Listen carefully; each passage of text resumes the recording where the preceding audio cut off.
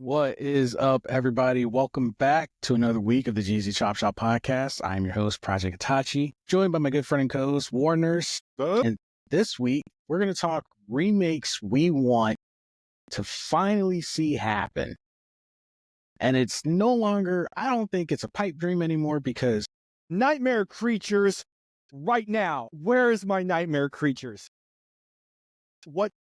That studio doesn't exist anymore. Somebody has to have the rights to it. And somebody is missing out on money because that first Nightmare Creatures was fucking awesome. And I want an open world Nightmare Creatures. Okay? Which is asking for a lot. Just remake the game itself would be great, but oh my god, could you imagine an open world Nightmare Creatures? Guys, if you have not played Nightmare Creatures, I don't know. I don't know how you're going to. I think you could like port it from like a website online. You could probably play it from like an online download or something. I don't know if it's safe, but whatever. Unfortunately, I don't have my old PlayStation and shit, but man, that game was awesome. Yeah, Nightmare Creatures. I think they had 2 games. Nightmare Creatures 2 did not do well, and I think that's what killed it. I think, let's double check here, but I think Nightmare Creatures 3 was canceled because of Nightmare Creatures 2. My internet crashed. I got denied. I typed it in process, delete. It said no Nightmare Creatures. What? Nightmare Creatures 3? What do you mean? It was never supposed to be revealed. Never supposed to exist. So there we go. Yeah. Nightmare Creatures 3 Angel of Darkness was to be an action horror game that was originally planned for spring of 2003. It would have been developed by Callisto Entertainment, and this time around published by Ubisoft. Oh, maybe that was the problem. It was targeting PS2, GameCube. Oh my god, that goes back. And the original Xbox. It was reported that Ubisoft team took over development and was now planned for 2004, but it since missed the year release date and no further news came about since. It was quietly canceled. So Ubisoft bought the rights for it and then just let it die. So they've been sucking since day one. Damn it. So they have an IP that they just let die, that they could be. Okay, Ubisoft, just hear me out for a minute. Please take a break from Assassin's Creed. Take a break from your next Tom Clancy. Dig out some of these IPs you're sitting on and revive them. You guys have Nightmare Creatures and you're not using it? I'm gonna be honest too. I don't even want Ubisoft to make the damn game. Like anyone else at the maybe not EA. But I was gonna say Ubisoft and EA. Ubisoft's getting on my nerves, and I think they're getting on a lot of people's nerves. But of course, they're the ones that fucked up Nightmare Creatures. So the transition to live service multiplayer only began long ago. Because okay, so for me, it's Nightmare Creatures, and then The Legend of the Dragoon. I love that game. I would love to see a modernization of it, especially like graphically with the cutscenes and stuff, while keeping its same like turn-based tactics where you have to like hit the buttons at the certain times. And so I just think it was really fun. It was a really fun game, and it had a good story. It's just Final Fantasy. A lot of people at the time didn't like Final Fantasy. Like they thought it was just a copy. I think it was just a product of the type of games that were kind of popular at the time. Yeah, but I love that it still to this day has such a following. I've been seeing people stream it a ton online lately, like the past couple months. I don't know like what that's all about, but I have been seeing a lot of people playing what they consider to be retro games. I'm like the early like 2000s. I'm like, wait a second here. I'm going to say I've been seeing that a lot too. A lot of people going back to classic games. Mm-hmm. And it's because there's just nothing out there. Yeah, we've talked about it before, dude. Like it's they were just good, replayable, fun games that were complete. Granted, there was no New Game Plus, but that was the beauty of it, is there didn't need to be, because the game was so good. You were like, I can't wait to start over and play it in a different way or do a slightly different thing. Yeah. And yeah. Yeah. It's just when they came with 4 discs. When the game came with 4 discs, you knew it was a long game. You had a game that you knew you were going to enjoy for a good while. 100%. I think too, like a lot of people, they're starting to get burned out from all of these live service games too. Yeah. Like everyone's suffering from live service game burnout. Almost every game coming out is a carbon copy of each other with a different name. Like AAA games are just not hitting the way they used to. Yeah, the gaming companies are doing to games and live service games with live service games what Disney did with Marvel. Just it's not about quality. It's about, there's another one. Here's another one. And you're like, okay, spend $60. I remember when PUBG was like the thing. Like PUBG was like peak battle royale, but we didn't call it a battle royale at the time. Like it was just a fun game. It was like a blast. And then of course if you play that game now, it's so slow paced compared to everything now. You like, yeah, it's boring. But that's crazy. Like, and that was only not even several years ago. Like PUBG was like the thing. And then Fortnite and Call of Duty took off with all their stuff. And that's the thing, everyone copied PUBG. Yep. PUBG started this and it doesn't get respect. I think there was something before PUBG. I'm sure there was like little things here and there, but PUBG was like the popular one. That PUBG made the genre popular. And then everyone copied off of PUBG to make theirs popular. But my remake of choice, and I've mentioned this before, and it's always the first one that comes to my mind of a game I would love to even just play the classic version of, but if they could remake it, would be amazing. Star Wars Shadows of the Empire. Jesus, that's old. Yep. Is that older? Is that? I think that was like 96. I was going to say, is that Super Nintendo? No, that's Nintendo 64. Is it? Yep. I think it was a Nintendo 64 exclusive, and it was such a good game. Which one? Dash Rendar. Which one was the one where you flew the X-Wing? Yeah, I know. Like, what? You know what? You fuck it. There's too many. I was like, you have got to be way more specific. I'm trying to describe a scene from my childhood that I remember and correlate it to a game, but because I'm like, you flew the Outriders. It's too vague. I'm like, well, it's Star Wars, and yeah, fuck. Like, you were like, which one was it? You flew the X-Wing through? What? There's Star Wars Rogue Squadron, the original one. I think that's what it was. Maybe that was an N64 exclusive. You know when you go to an arcade and there's the generic typical Star Wars game and you get in the machine and you fly and you do all that stuff? That's based off a Nintendo 64 game. Yeah, I think I remember that. That's like an arcade wide view version of the N64 game. And in it you pilot. That's right. I do remember that. That's what I'm talking about, but the N64 version of it. I think you're talking about Rogue Squadron. Probably. It was an arcade version of Rogue games Squadron. like I can't keep up anymore. I have panels from my lifetime, and I'm like, well, I don't know which one that is, but I remember it. Yeah, no, I think I'm I fond remember of that. that. And it's like another X-Wing fighter. Yeah, Rogue Squad. Once EA got the full rights to Star Wars games for like 10 years, they were just hit or miss. Yeah. Because some of them were still really good.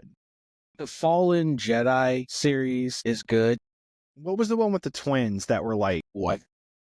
The twins that were brothers, but they were like... Are you talking about the Old Republic online game? No. Am I making shit up? I mean, there were brothers in the Old Republic online MMO game as one of the expansions. There were twin brothers in that. I feel like it was an Old Republic game, but I don't feel like it was like a online game. I don't know, man. Yeah. So you know about Star Wars. You're more familiar with them than I am. Like I don't remember a lot of them. So you didn't know that there is an online Star Wars game to this day? No, I did know. Yeah, and one of the expansions did involve brothers. You probably saw the trailer because the trailers for Star Wars Old Republic, the online game, were very cinematic. Maybe I remembered playing it is what I thought, but maybe again panels from my lifetime. His merging timelines in his head. There's so many Star Wars games. Like, God, Jesus, man. Like, yeah, it's all one long. Do you know what my favorite one to this day is, like, of all time is just... Are you sure it's real? The Old Republic. I promise. The Old Republic. Okay. With the RPG, and you got to be By BioWare, different characters. Yeah. To this day, 1 and 2, fun game. I'm surprised you never played the online one. It was actually pretty fun. Yeah. It just sucks because it's another subscription, which is understandable for the servers. I don't mind a subscription to an online game as long as the subscriptions are like World of Warcraft, right? Like in Final Fantasy, they go to pay for those private servers, and they actually take care of the game, and like they don't try to like microtransaction the shit out of it. Not that WoW does kind of do that now. If you play regular WoW, they got all the. But anyways, I don't mind it if you get private servers, and like the rest of them tend to have. But when they charge you just because they charge you and the servers kind of suck, it's like, well, what are we even doing?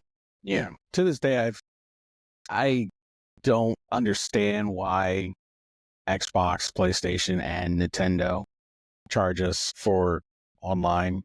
I'm waiting this era of subscription services. I'm waiting to go to work one day, and they're like, all right, if you want the internet and the charting system to work a little bit faster, you can get tier 2 work. Tier 2 hospital internet. And like they take it out of my check, and like I'm able to pre-approved for the highest tier. You have if I want better supplies, I have to like pay for like tier 2. And like I have to pay to work. Jesus Christ. Shareholders suck. What do you think? What do you think toll roads are? Major shareholders. Toll roads are pay to play. They are. And every time I'm on the toll road and I'm going past traffic, I'm like, fucking losers. Like every time I'm like, you poor sons of bitches. Like every time. Every time. It is. But now that we've realized that you are making up Star Wars games in your mind. Yeah. I vividly remember and still own most of the Star Wars games. That was the most telekinetic sound you could have possibly made. It just reminded me of like that South Park episode where like Cartman and other kids are having like psychic powers with each other, and they're like, that's what that. I had to channel, younger me and remember just that. Like, because I was like, well, I don't have Shadows of the Empire anymore, which is why I want a remake of it. And I do still have the original Rogue Squadron, though, which in my opinion is the best Rogue Squadron. Even with how it looks today, it was phenomenal. And cheat codes were still a thing. So like, it's cheat codes. Flying ships that you weren't meant to fly normally in Rogue Squadron was worth it. Like the Naboo fighter. Like, come on, guys. If you play Rogue Squadron, remember when you weren't supposed to be able to fly the Naboo fighter, but you put in the cheat code, you could fly the Naboo fighter, and then you could get the Millennium Falcon. You were supposed to only have the X-Wing, A-Wing, B-Wing, Y-Wing. So, fun thing here, I think, is the Tomb Raider 1, 2, and 3, they remade them. I have them on Steam and PlayStation. And they're awesome. Cheat codes? They're awesome. So you can put in the cheat codes, but if you do it, you won't get like the rewards and trophies. So you want to like play the game right the first time, which is fine. It's fair. You want to play the game through right the first time, and then earn all your like outfits and everything, and then do the cheat codes afterwards. So your rewards, you don't have to worry about it. And I think that's fair. Like you should have to play the game, and then you can come back and do whatever. But yeah, you can do the cheat codes, which I thought was cool that they kept that. And the game, they did something simple. They kept the game the same, minus they upgraded the graphics, right? Yeah. You can play with the original controls, the classic controls of Tomb Raider, or you can play with modern ones. The modern ones took me a second because they were like, your backflips and stuff and your special moves work a little differently, and they don't really do a good job in the game of helping you figure that out, because the game stays true to the original. So the guides and the mansions, when they're, when you can practice the old mansions, controls. Yeah, they're for the old controls, not the new ones. So it took me a minute, but I eventually figured everything out, and I was like, okay, I got it. So then I was able to dive and like jump and do backflips and do all the things I wanted to do. But the game is a lot of fun, and it what was hilarious to me is I tried to use the classic controls. I must have been one patient 9 or 10-year-old playing Tomb Raider 1, man. Let me tell you, having games back then didn't really utilize the analog stick. As a matter of fact, I don't even know what the analog stick was for. Not for the first Tomb Raider. Like, they kind of just sat on the controller and didn't do anything. Yeah. So you have to use the D-pad. And even then, now if you use D-pads on games, you can hit left and right at the same time vertically right and run diagonally. You couldn't do that back then. It was either up, down, left, right. Yep. So I was trying to play and she kept turning and stopping and then turning and then like she'd walk back and then she'd turn and I'm like, son of a bitch. Like I changed it back to modern. I was like, what? How did I do this as a child? Because we didn't know that like that it could be better. That was the best. That was the best. We made it work because it was like, what we knew. You didn't think like, oh, this is stupid, or you didn't have anything better to compare it to, I guess. And I'm like looking back, like, who is doing this? Yeah, I can't play classic controls on a lot of my games. Can't get over that pivot shit she did. Mentally hurts. So, but yeah, Shadows of the Empire would 100% be one of mine. Armorines would probably be a close second too. I don't know if you ever played Armorines. No, I didn't. Oh, I didn't. Armorines was the nod. In my opinion, Armorines was the original Helldivers with a more serious tone. Serious Helldivers? Yeah. It took inspiration from Metroid and Starship Troopers, and it's actually a really fun game. They actually had a Game Boy Color version that was pretty intense, too. I actually had the clear cartridge Game Boy version. Armorines. I don't know what else it came out on. I think it was a Nintendo exclusive. It kind of was Armorines. Armorines. See, anybody out there knows about Armorine. It was definitely very niche too. Oh, I see that. 1999. Holy shit. Yep. Such a good game. I feel like it was massively underrated. Like, now I kind of want to. Here we go. Yes. Is this the one? Right here? That is a Project Swarm. Armorines Project Swarm. PlayStation Game Boy Color. Holy crap! What? I don't have the Game Boy Color version anymore. Oh, man, and those games are hard. Armorines was hard. Okay, 5 different environments on Earth and in space. Okay, deathmatch. I love how there's deathmatch and then race wars. What? And then, anyways, capture the flag, King of the Hill was. Oh yeah, never mind. There was no online. There was your buddies came over and okay. Yep, everyone hook up a controller and you all play on the same system. Race Wars is exactly what I was hoping it wasn't. It's you choose to play as any of the alien bug species. You fight each other. That's awesome. Okay. This game looks pretty dope. Yeah, I would play it. Game rankings, unfortunately, aren't looking too hot. I think, too, so Armorines came out at the time when parents were super against video games. And it's one of the few M-rated games that hit Nintendo. Nintendo is basically the Disney of video games. I was to say, you're not wrong. That's a good analogy. Yeah. M-rated back then was way more rare. Yep. And parents R-rated. Turok was already a problem, which I think talking about remakes here, I demand more Turok. Where has Turok been, by the way? There's a Turok coming out. Oh, that's right. There was one revealed, announced right? At the Game Awards. Yeah, at the Game Awards. That's right. There you go. See, one problem solved. Oh yeah. What's the? Did they say like the name of the Turok new Turok game? We'll just look that up. Yeah, just type in new Turok game. Let's check this out, guys. We're just the whole episode is just searching the web. Don't worry about history. Oh Jesus Christ! Not Reddit. Oh my God. Anything but Reddit. Anything there you go. Reddit. It's like Turok official game in development. Here, Game Rant. Sure. Oh my God. Oh my God. Dude, it was so satisfying when you'd have your arrows and you'd get those headshots and their heads would blow up. And I was like 11 and I wasn't even questioning the violence of that. That's how I was when I was like playing Armory. I definitely got Armorines like as a pre-owned under the table. And back then, GameStop employees didn't care about ratings. I had to stop going to Toys R Us to get my video games because the cashiers always were like, "Do you have your Guardian with you? This game is rated T for teen, M for mature." And I'm like, "It's a Game Boy game." But when I would go to GameStop, they were just like, "You want the game? All right, here's the game. Have a nice day." So I wound up getting Armorines. So I was playing Armorines, and it was not like it got an M rating, but it was not that bad because you were killing bugs. You know, it wasn't. Turok Evolution.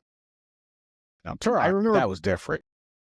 I actually liked that one. I think that one got some hate, but I liked that one. I liked all of them, but Turok Evolution was the last one I played, and it was I had it on Xbox at the time. Yep, that is cool. That is awesome, man. So no release date has been given for Turok Origins yet.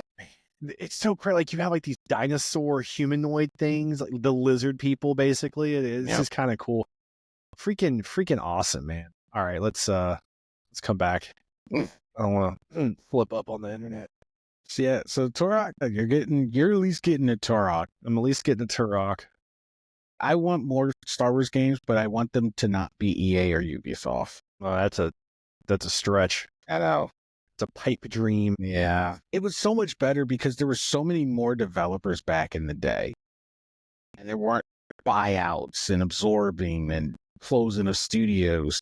I mean, back then, everyone was individual. Activision was by itself. You had Midway, you had Rare. Who else was back then? LucasArts was its own thing because they were putting out Star Wars games left and right, especially when the original 3, well, I say original 3, but when the episode 1, 2, and 3 came out, that was like the peak of Star Wars games. There was like a Star Wars game, like if not every year, every other year. Because we had Shadows of the Empire, Episode 1 Pod Racing. Then on the PlayStation, there was Episode 1 Racer. I think Nintendo had like almost exclusive rights to a lot of Star Wars games for a good while too. But then you had Star Wars Bounty Hunter, Star Wars Republic Commando, Empire at War, Old Republic. Then you still had Rogue Squadron Rebel, the second Rogue Squadron, which came out on the GameCube. There were so many Star Wars games. Now, there's like 4 at most. Like, within recent time. It feels like they all just like got shelved. Like, they went into, like, unless you have a physical copy, like, you just, yeah. Yeah, the most up-to-date current Star Wars games are Battlefront 2, both of the Fallen Jedi, the last Rogue Squadron, and Outlaws. So there's been like 6, and this is spanning from PS4, mind you. From PS4 to PS5, there's only been 2 games for the PS5, and the other ones I mentioned were all PS4. So there's only been like 6 games over the last almost 2 generations because PS5 is passing its halfway life cycle. Dude, that's freaking crazy. The amount of consoles we have. I have a question for you. Did you ever, when you were a kid, did you play computer games that often, like besides Doom? Not really. When did you get familiar with Doom and Wolfenstein type of games? At school, maybe? Okay. I'm asking, so I had this floppy disk. Floppy disk. When it was like 1997 or 1998, something like that. But I was like 8 or 9 or 10 or some shit. I don't remember. But it had a bunch of demos of games on there, and one of them was Doom. I remember those. But another one, and this game recently made it to Steam, and I'm gonna buy it, guys. But when Doom came out, there was a lot of sort of Doom copies, kind of stuff going on, right? And here's one for you, right? If you guys like retro games or Doom type of games, I recommend this. Now, I know it's super nerd. It's called Corridor 7, an alien game. Just like just like Doom. Okay, 55% score. It's exactly what you'd expect. But you're just like in a base and you're running around and there's aliens instead of demons or Nazis with dogs, right? It's like Alien Area 51 and type of shit. But they have it on Steam, right? Right here on Steam. And I've been meaning to get it, but then I saw the price for it and I was like, $10 for a game that came out in 1990. But it is the full game, which I never got to play. And I thought that was cool. But just like a side thing, like a game that I played when I was little, that then you have like kind of like nostalgia from playing it. And I know like there's some of the gameplay there. Well, you want to talk about some gameplay that probably looks rough? See if you can find a clip of Ballistic X versus Sever for the Game Boy Advance. Ballistic what? X versus Sever. And then look for the Game Boy Advance game. I know the movie wasn't great. That's for sure.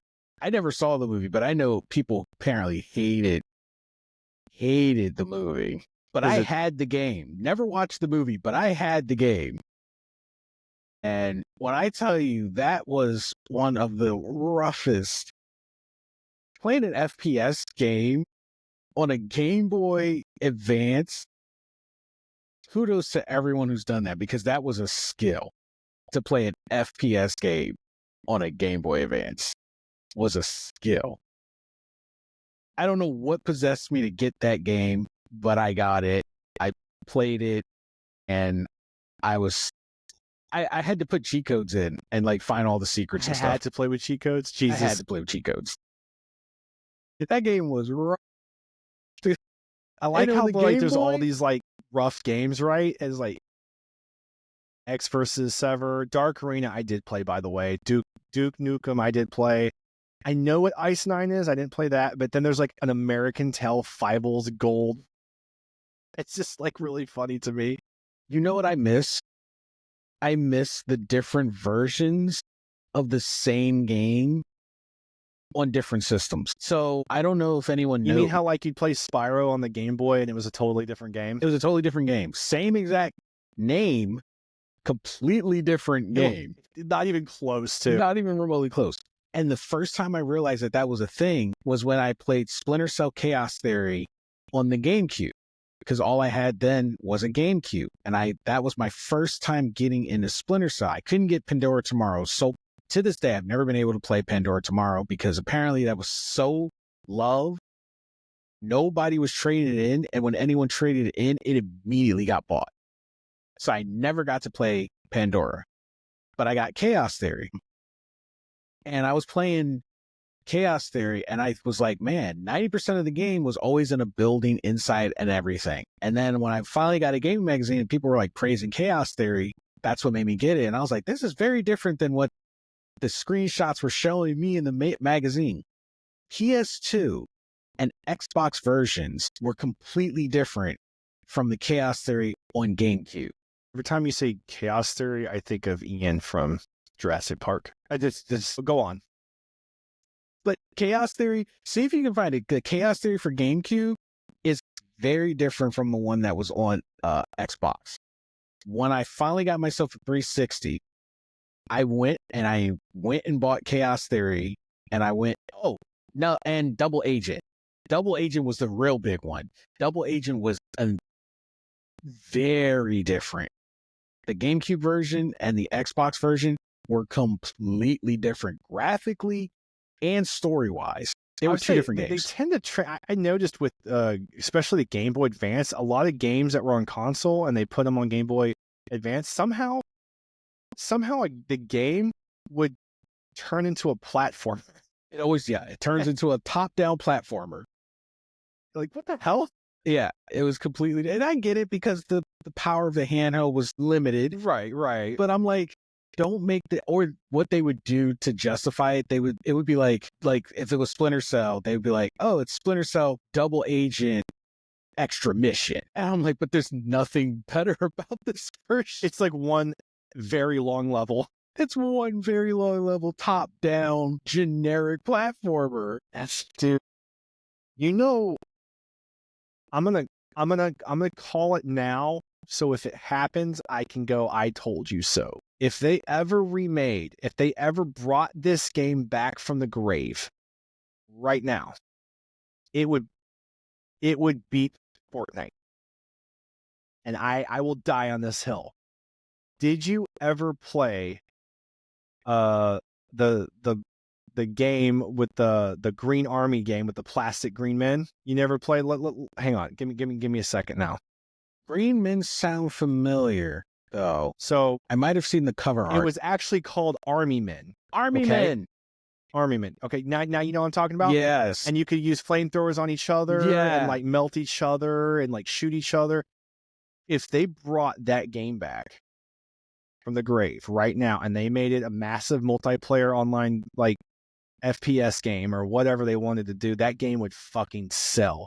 Being able to run around and shoot plastic versions of each other with flamethrowers and shit, like that game was hilarious and fun. And they had like funny dialogue and stuff. And there was sort of a story mode, and you could do like missions with your friends and like the little run, the way like, they waddle, and like it was messed up because like you'd use the flamethrower and you'd literally melt them, and like they would just like fall. And I think that game would sell massively if they brought that back. If you think that would sell, they kept it, contained and original. I think Worms, if they brought that back. Yeah, Worms too. Those games, I would love to see Army Men make a comeback. There was some game like it, I think, on Steam that was very similar. It's called something else, but it didn't take off. I think the issue is too, as our generation gets older, we're accepting that we're becoming our parents where our time is passing. So we're just holding on to the games we already have. Yeah. And we're revisiting those games that we were able to hold on to because we're like, the ones that we thought would be around forever, they're gone. The studios are gone. And the new games now, our games aren't as appealing to like our kids because the industry has strong-armed live service. They've strong-armed, competitive games. So everything is online. Everything is competitive. The nostalgia thing is true. And that'll go for every generation will have their form of like what brings them nostalgia. But how do you have nostalgia for Fortnite? But what is that going to look like in 20 years? Don't be mad at me for the comparison. Okay. But Fortnite for kids now might be what Halo 2 was for us. But we have something tangible for Halo. The thing with Halo is you can still play Halo 2 to this day. If you've got a working Xbox, you can have a LAN party. If you've got all the connections, you can still boot up a Halo 2 local lobby. Well, and they still have their servers are still running on. If you have the Master Chief Collection, there's still servers. And there's still servers. People say like, "Oh, the Halo servers are gone." I'm like, if you have the Master Chief Collection, the servers are still there. Go play the damn game. Yeah. What are you talking about? And you can still have a solo experience with Halo. But I think their nostalgia will just be a little different. But with that said, though, it's not just nostalgia because the games we grew up with, again, were complete games that were fun and replayable and enjoyable with everyone. Versus now the live service is just not. It's there when it's there, and then it's gone, and then it's pay to play, and then that's what I'm saying. Like when licenses run out, even if they go, well, yeah, you'll have the memory, but that'll literally be it. There will be no proof of your existence there because when the server shut down, all those companies that loaned out their license to Epic, they can revoke it. They can be like, all right, you got our character for X amount of years or until you're... Yeah, you can't take a disc and pop it in and like play it. Yeah, all those characters you bought that built those memories, they're going to go away. Die just like their dreams. Yeah, there's no stopping just like their college education and their tuition. Sorry, but the economy is just getting... But even with World of Warcraft, there's tangible evidence of its existence. That's actually, that's crazy to think about. Like if you bought all the expansions from day one and still have them, yeah. You got physical evidence of its existence. And they're technically still usable, and they do still sell the disc versions of the expansions. Yeah. So it's like, yeah, the server shut down. You might not play anymore, but you've got that disc you can look at. You can pull out. I still do it every now and then. I might not play World of Warcraft, but I'm like, man, I remember when I bought the battle chest. I remember when I bought the Lich King. I remember when I bought the Panda Kingdom, whatever one. I've got the proof of its existence. And I think that's why I'm hesitant to get into a lot of live service games, because I'm like, when I get to that point where if I'm for some reason not anymore able, I'm going to be able to play video games, but for some unforsaken reason, I'm, able to play. By then you just strap some VR to your face. Yeah, and I'm going to go to some and go through my gallery of games. Shangri-La, whatever the fuck. Shangri-La Frontiers level. Shangri fucking whatever the hell. But I'm just I think like, of Adventure man, I feel Time, the bad. episode where they go to the human village and they find that all the humans are in boxes and they're in a virtual world because they're all actually old and dying. Yeah. And they're being fed, I think through the straw is really messed up. Hopefully but it's safer. It's safer for them in there because they're scared of everything too. Plot twist, we're actually already there. We just don't remember because part of our agreement was to not remember. I'd be so mad if I woke up and it was somehow worse than this. I don't know. But yeah, I want Army Men to come back. The Legend of the Dragoon remake. Nightmare Creatures. Bring them back. Well, all of you AAA companies out there sitting on these licenses, please go dig up your old IPs. Some are doing it. Some are reviving old IPs. But all you got to do is just remake it. You don't got to change too much. The story's already there and they were already loved, and bring them back, give them a second chance, because it's running dry out there. A lot of games were coming out, but at the same time nothing's been coming out, and it's yeah, there's a lot of games out, but at the same time nothing's out because everything's the same. I mean, and if you want proof of that, just look at the Game Awards last year. There was a DLC up for Game of the Year. That tells you all you need to know.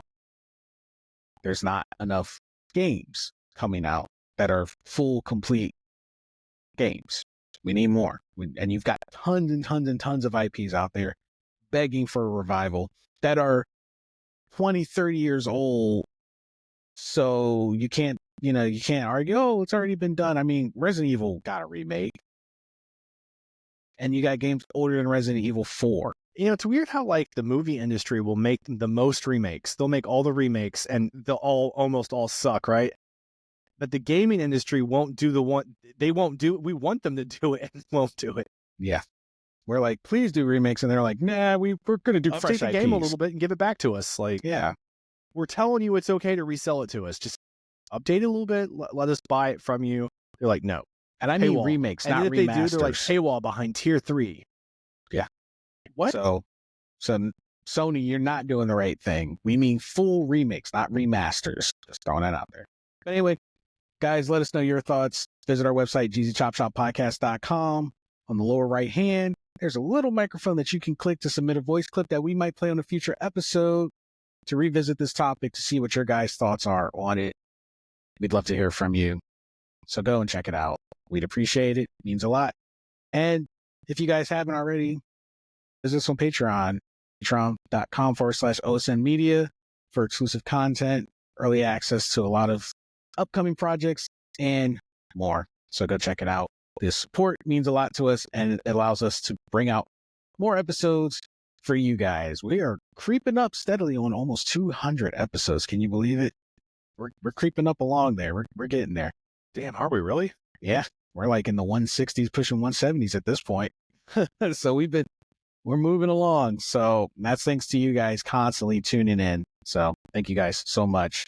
And we're looking forward to a future with you guys. We're going to be putting out all these episodes so that you guys can look back and enjoy them years from now. Just remember that at some point we were all here together. Anyway, take care of yourself and each other. And we'll catch all of you wonderful people on the next podcast. Later.